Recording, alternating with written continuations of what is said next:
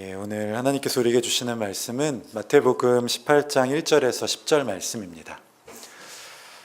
마태복음 18장 1절에서 10절 말씀을 좀 길지만 저와 여러분들이 함께 합독하면 좋겠습니다. 마태복음 18장 1절 말씀부터 같이 읽겠습니다. 그때 제자들이 예수께 나와 이르되 천국에서는 누가 크니이까? 예수께서 한 어린아이를 불러 그들 가운데 세우시고 이르시되 진실로 너희에게 이르노니 너희가 돌이켜 어린아이들과 같이 되지 아니하면 결단코 천국에 들어가지 못하리라. 그러므로 누구든지 이 어린아이와 같이 자기를 낮추는 사람이 천국에서 큰 자니라. 또 누구든지 내 이름으로 이런 어린아이 하나를 영접하면 곧 나를 영접함이니 누구든지 나를 믿는 이 작은 자 중 하나를 실족하게 하면 차라리 연자 맷돌이 그 목에 달려서 깊은 바다에 빠뜨려지는 것이 나으니라. 실족하게 하는 일들이 있으므로 말미암아 세상에 화가 있도다. 실족하게 하는 일이 없을 수는 없으나 실족하게 하는 그 사람에게는 화가 있도다. 만일 내 손이나 내 발이 너를 범죄하게 하거든 찍어내 버리라. 장애인이나 다리 저는 자로 영생에 들어가는 것이 두 손과 두 발을 가지고 영원한 불에 던져지는 것보다 나으니라. 만일 내 눈이 너를 범죄하게 하거든 빼어내 버리라. 한 눈으로 영생에 들어가는 것이 두 눈을 가지고 지옥불에 던져지는 것보다 나으니라. 삼가 이 작은 자 중에 하나도 업신여기지 말라. 너에게 말하노니 그들의 천사들이 하늘에 계신 내 아버지의 얼굴을 항상 배옵느니라. 아멘. 우리 목사님께서 가끔 말씀하셨던 C.S. 루이스의 책 중에서 스크루테이프의 편지라는 책이 있습니다.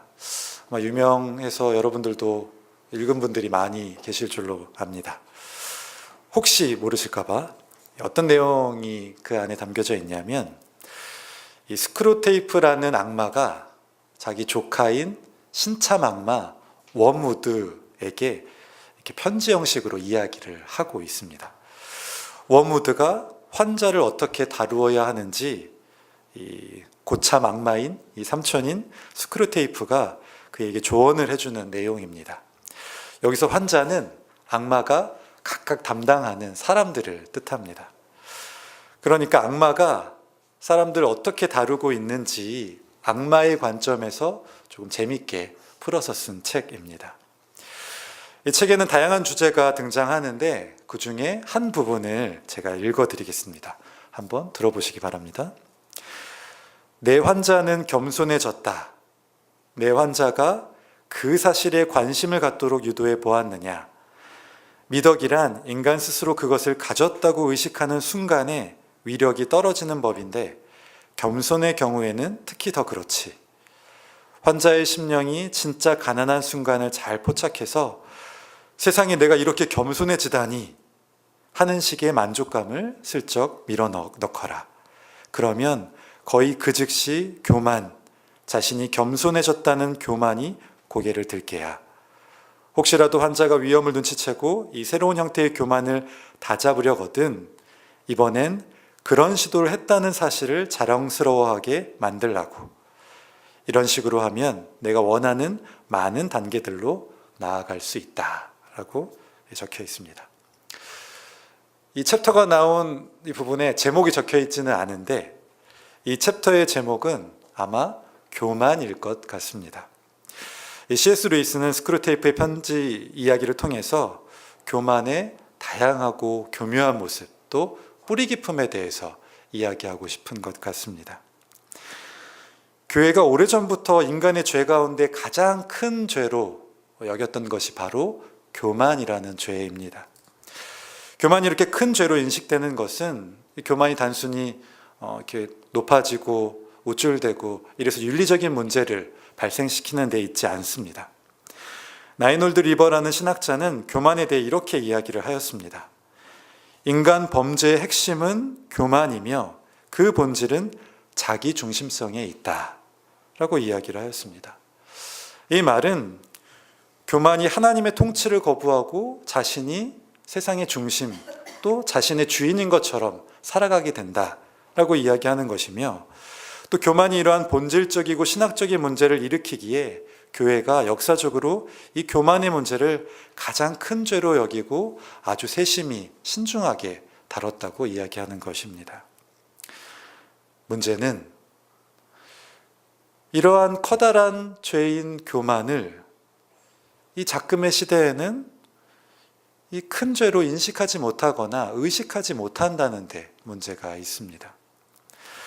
경쟁, 능력, 때로는 자신감으로 포장되는 이 교만이라는 죄가 우리 가운데 아주 깊숙이 침투해 들어와 있음을 우리가 잘 알게 됩니다.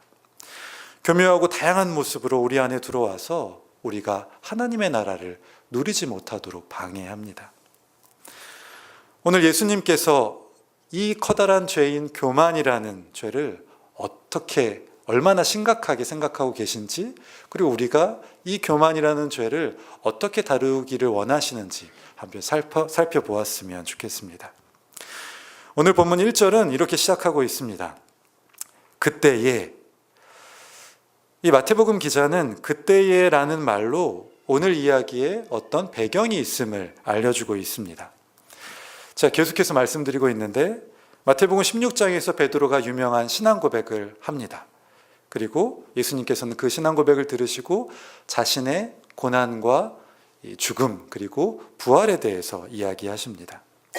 그러자마자 예수님과 제자들 사이에 미묘한 긴장 관계가 생겼습니다.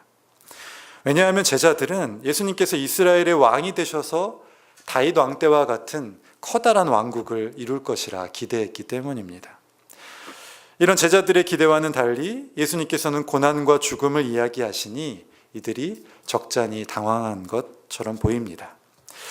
이런 제자들을 잘 알고 있었던 예수님은 이제 16장부터 제자들이 어떤 사람인지, 진짜 제자는 어떤 사람인지, 그리고 하나님의 나라는 본질적으로 어떤 나라인지에 대해서 계속해서 말씀하십니다. 변화산에서 부활의 영광을 보여주시기도 하고 제자들의 믿음 없음을 꾸짖기도 하시고 고난과 죽음 그리고 부활에 대해서 다시 한번 강조하시기도 하셨습니다. 우리가 읽은 18장 바로 앞에는 성전세 이야기가 나오는데 이 성전세 이야기를 통해서 제자들이 하나님의 자녀의 권세를 가지고 있는 사람이다 라고 선포하시고 이 제자들 세워주시고 위로해 주십니다. 1절의 그때는 바로 성전세 이야기가 끝나자마자 이어지는 이야기입니다. 그런데 이 제자들은 자신들이 하나님의 자녀의 권세를 가지고 있음을 들은 후에 이렇게 질문합니다. 1절 말씀을 같이 한번 읽어보겠습니다. 그때 제자들이 예수께 나와 이르되 천국에서는 누가 크니이까? 제자들은 그때에 그런 배경하에 왜 천국에서 큰 자에 대해서 물어본 것일까요? 천국에서 큰 자는 누구입니까? 이 변화산의 영광을 체험했던 3명의 제자들, 그리고 성전세를 통해 자녀의 권세를 알게 된 이 제자들은 이제 천국에서의 지위에 대한 관심을 갖게 됩니다. 특별히 예수님께서 곧 어떤 일을 벌이실 거라는 이 느낌이 이 제자들에게 있기 때문에 이들은 빨리 자기 자리를 찾고 좀 더 높은 자리를 차지하기 위해 내가 무엇을 해야 하는지 알고 싶어 했습니다.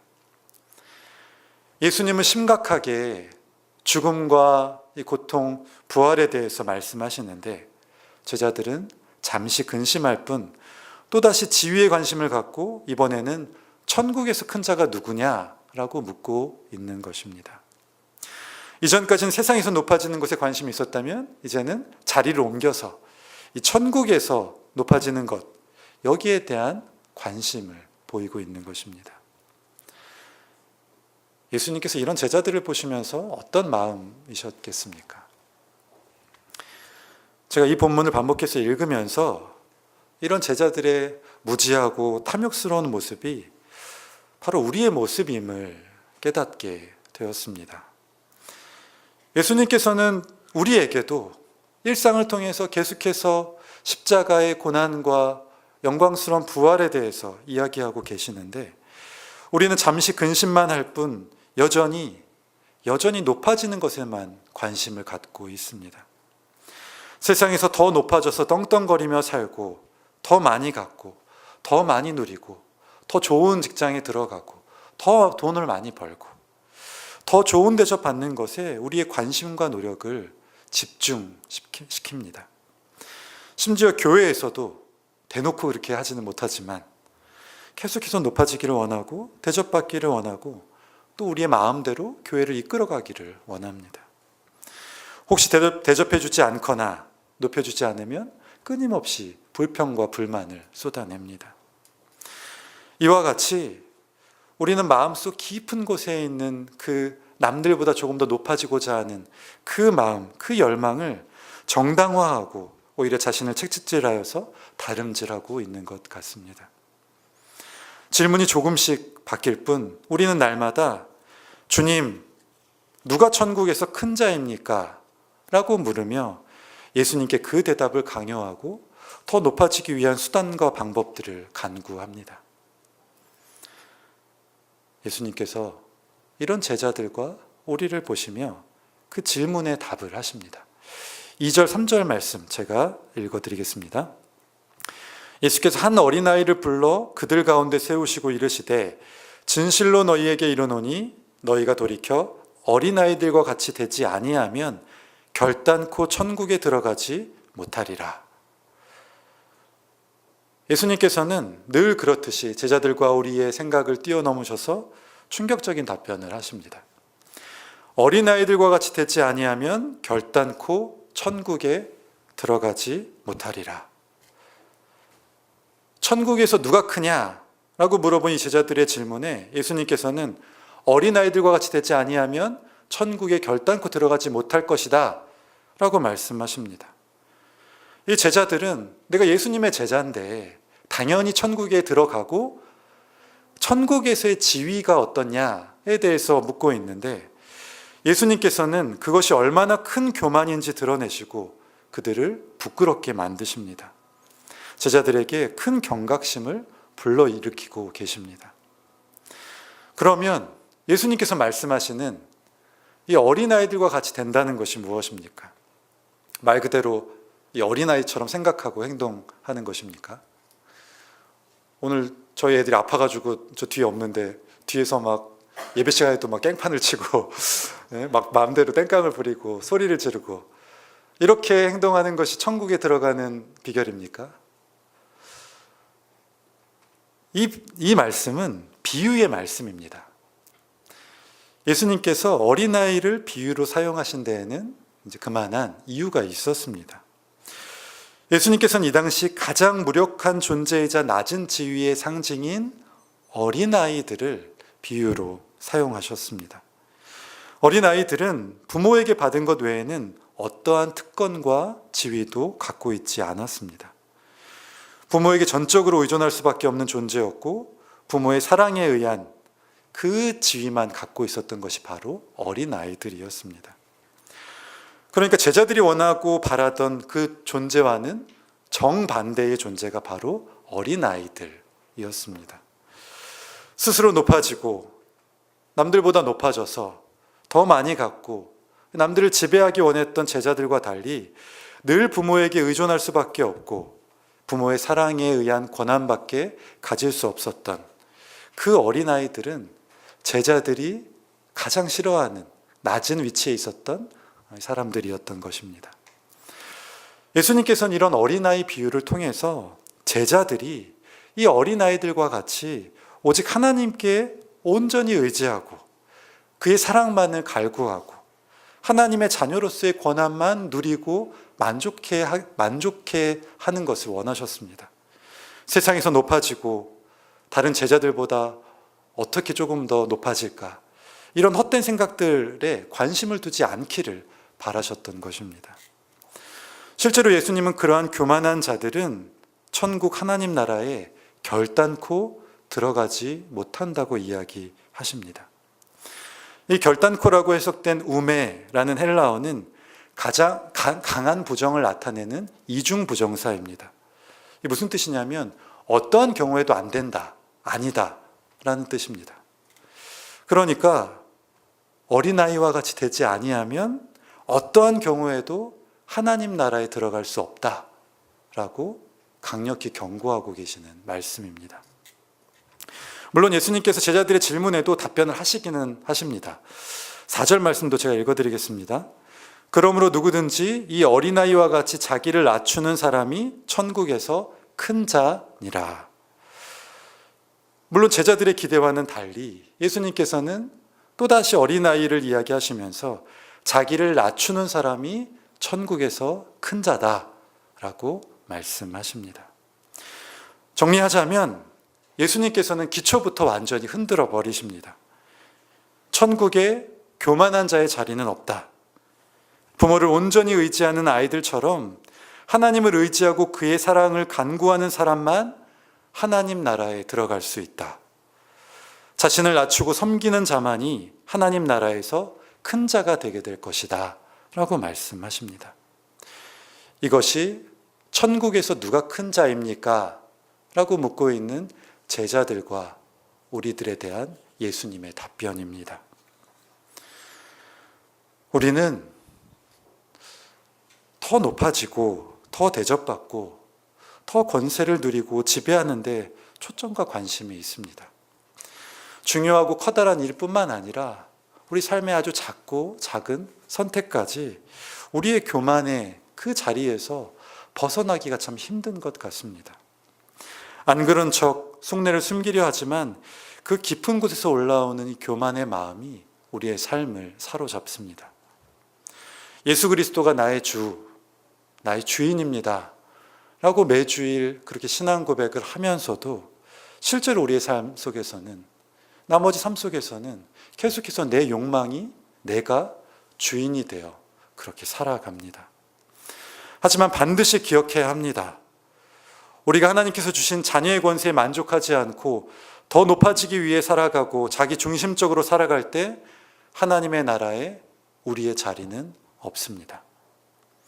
예수님께서 제자들에게 이 중요한 시기에 이렇게 강력한 말씀을 하시는 이유는 그것이 하나님 나라의 아주 중요한 법칙이기 때문입니다. 어린아이와 같이 하나님을 의지하고 그의 사랑을 갈구하지 않으면 하나님 나라에 들어갈 수 없습니다. 오직 예수님처럼 자기를 낮추고 섬기는 자만이 하나님 나라에서 큰 자입니다.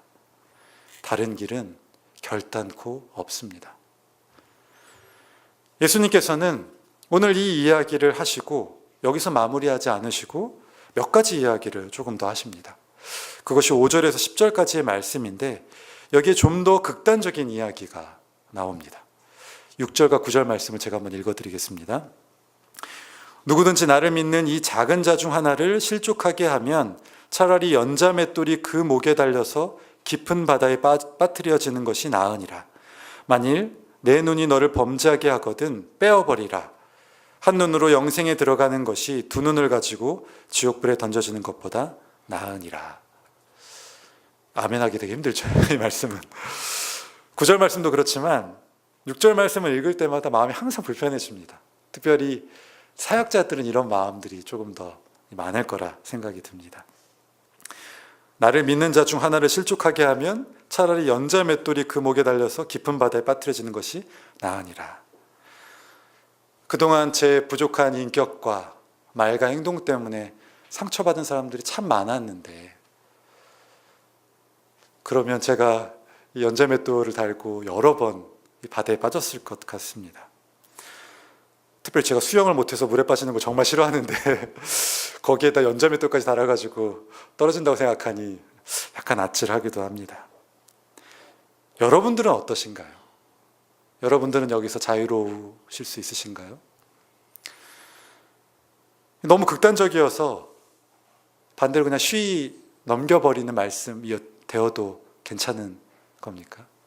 이 말씀이? 오늘 5절에서 10절 말씀은 1절에서 4절 말씀을 배경으로 이해하고 해석해야 합니다. 예수님께서 실족하고 범죄한 이야기를 꺼내신 것은 바로 이야기했던 교만한 마음이 우리 안에 들어올 때 일어나는 대표적인 두 가지 측면을 이야기하고 싶으셨기 때문입니다. 그것이 무엇이냐면, 첫째는 예수님께서 교만한 마음이 들 때 이웃을 실족하게 한다고 말씀하고 있습니다.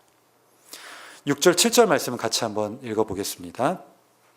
누구든지 나를 믿는 이 작은 자 중 하나를 실족하게 하면 차라리 연자 맷돌이 그 목에 달려서 깊은 바다에 빠뜨려지는 것이 나으니라. 실족하게 하는 일들이 있음으로 말미암아 세상에 화가 있도다. 실족하게 하는 일이 없을 수는 없으나 실족하게 하는 그 사람에게는 화가 있도다. 우리 마음에 교만이 있음을 어떻게 알 수 있습니까? 우리가 이웃을 실족하게 할 때 우리 가운데 교만이 있음을 알 수 있습니다. 교만은 타인의 의견을 경청하지 않거나 건성으로 듣게 합니다.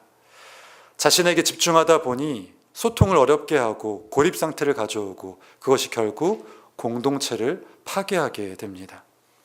이 나의 철저한 자기 중심성이 이웃을 실족하게 하고 이웃이 죽음의 자리에 이르게까지 하는 것이 바로 이 교만의 모습입니다.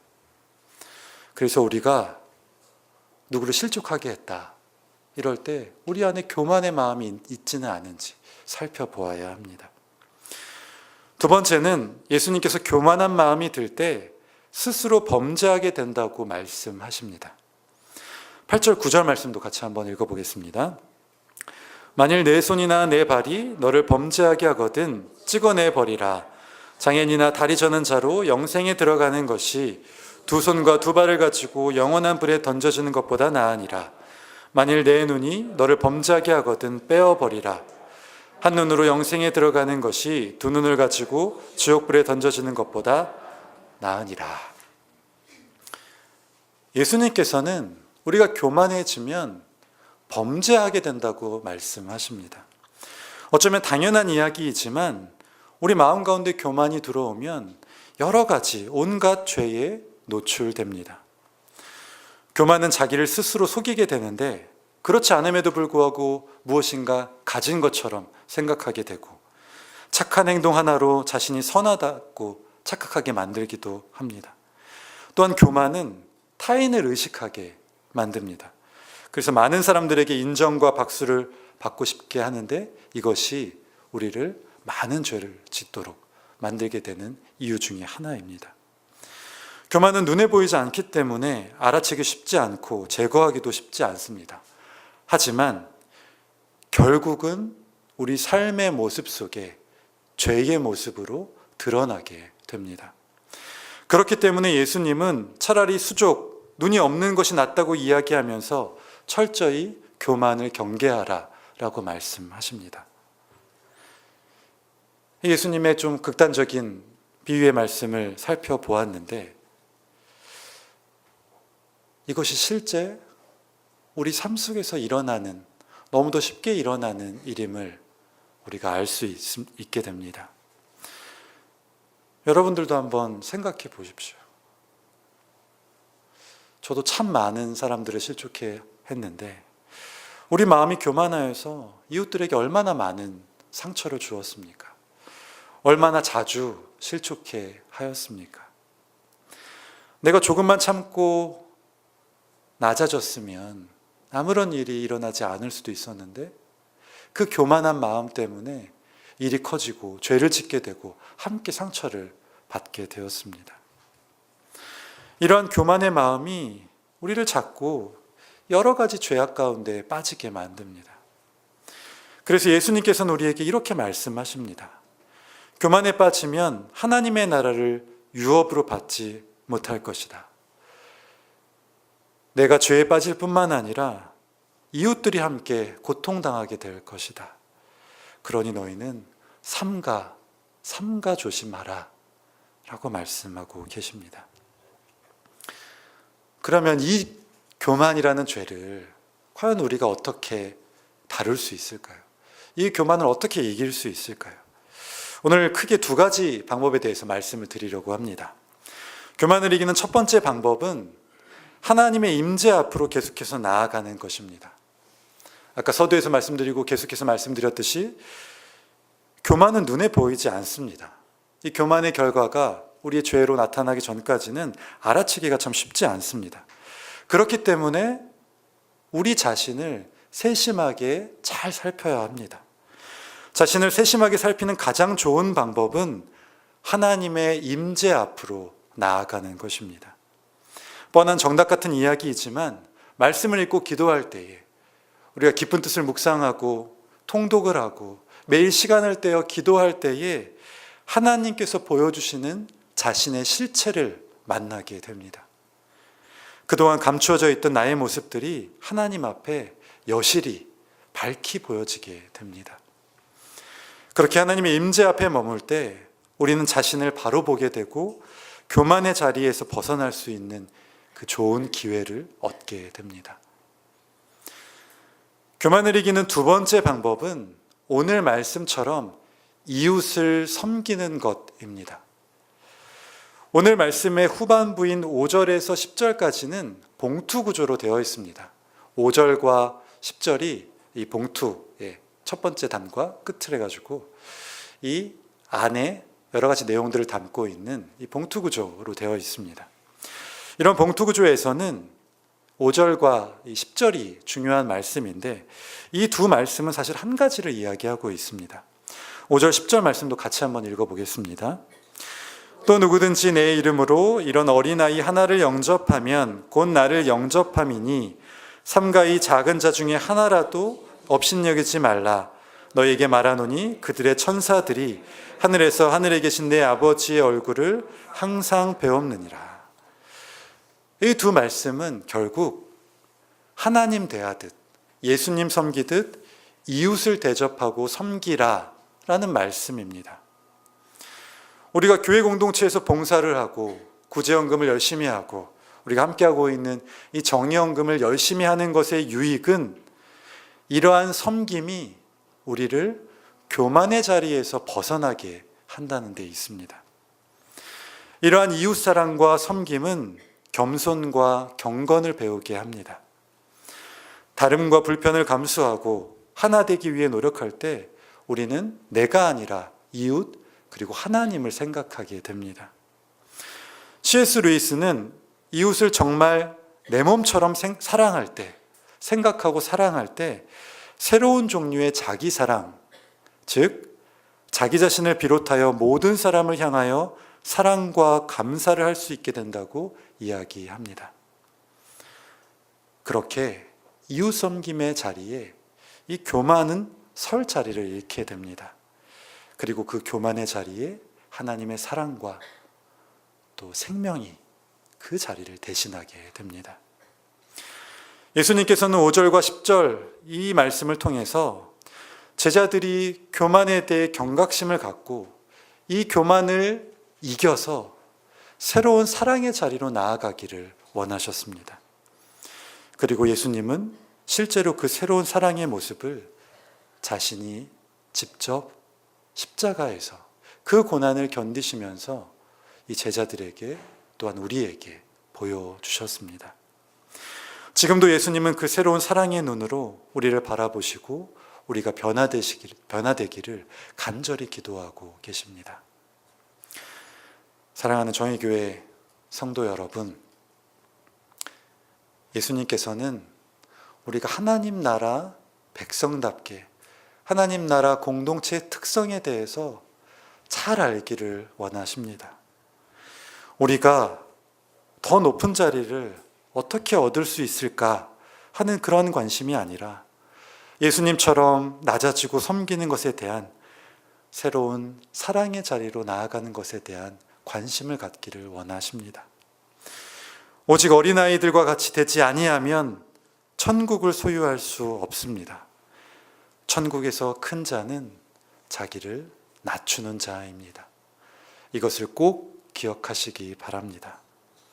우리 정의교회 공동체는 날마다 하나님의 임재 앞에 머물러서 교만을 이기는 공동체가 되었으면 좋겠습니다. 서로 자기를 낮추어서 남을 세워주고 위로하고 격려하여서 새로운 사랑의 자리로 나아가는 그러한 공동체가 되기를 소원합니다.